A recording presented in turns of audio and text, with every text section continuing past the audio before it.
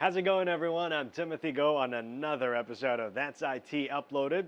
Well, Apple just concluded its WWDC at the Moscone Center in San Francisco with a number of product and software enhancements that will get its fans excited. And one of them is Channel News Asia's Milton Sao with the slowdown on what's in store for you. Let's talk about iOS. In iOS 6, we have built an entire new mapping solution from the ground up, and it is beautiful. Apple's making it clear it will no longer rely on rival Google's program for its main Maps application. Instead, it's developing its own app, which promises to include real-time traffic with the help from users. The new map program is also ingested with millions of business listings around the world. Another key iOS 6 upgrade, deeper Siri integration. The voice-activated feature was previously criticized as being too limited. So you just ask Siri to take you somewhere, and you're on your way.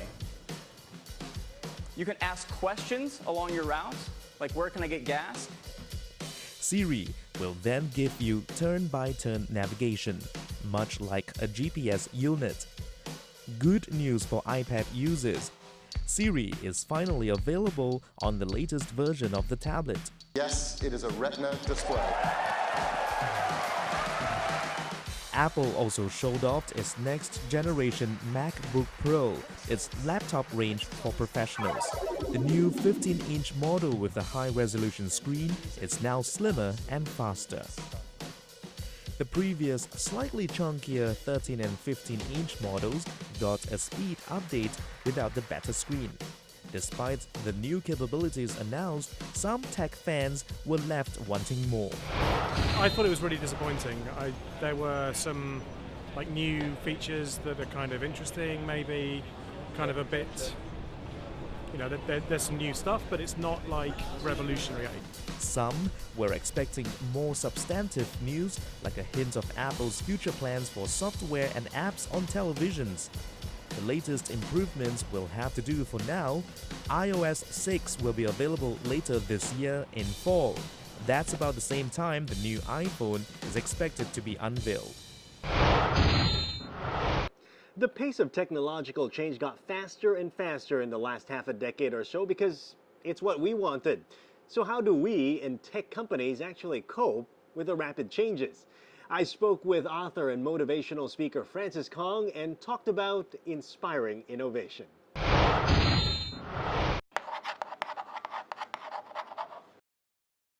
When we understand the principle of the acceleration of newness, then we realize that we don't have much time to prepare for things to happen.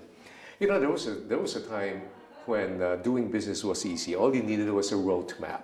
A roadmap comes in the form of terms like business strategic planning, 2-year, 5-year, 10-year. But the roadmap is very effective when the terrain is familiar and the geography doesn't change. How do you use a roadmap now when the geography keeps on changing and the terrain is totally unfamiliar? I call that you have to be very chaotic in understanding that while everything continues to change, the acceleration of newness is there. You just have to have the urgency of wanting to change, to improve and innovate all the time.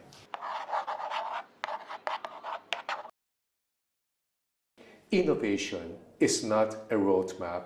Innovation is a compass. A compass that points you to the direction where you need to go. You got to put your ear on the ground, find out what's happening. Never shy away from disruption, never shy away from problems, because every time there is a disruption and there is inconvenience, an opportunity presents itself. So you got to be grounded, you got to keep your ear open all the time, eyes open, and watch out and always be abreast of what other people are doing. And you have to have a feel of knowing what direction the tide is traveling, and then just be sensitive about things.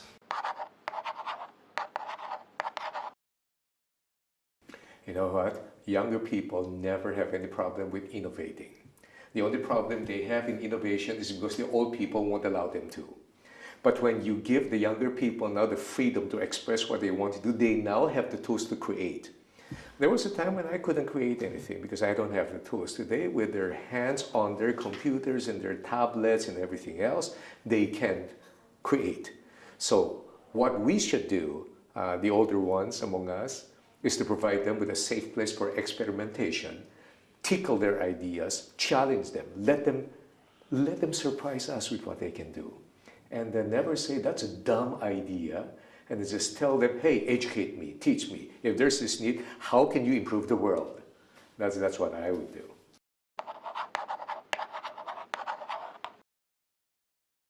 One sudden technology that comes out might totally disrupt an existing one, but you just have to be prepared and you have to be watchful all the time. Never, never rest on your comfort zone and always feel an urge of, I call this having a healthy sense of paranoia.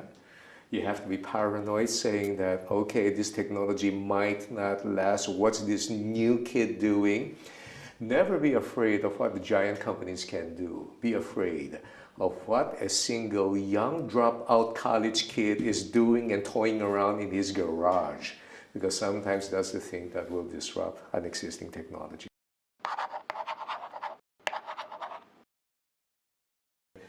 Is this a fact of life?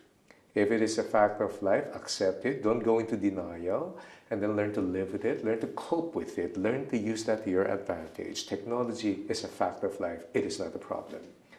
So what we can do right now is people whose minds have to be wired, we have to enter life again as like a little child, hungry for learning, willing to humble ourselves and ask our youngest kid in the home, how do you work this?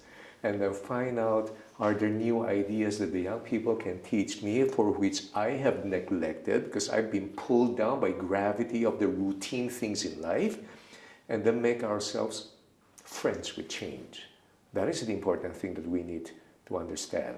The most important quality for someone to succeed in the 21st century is learning agility.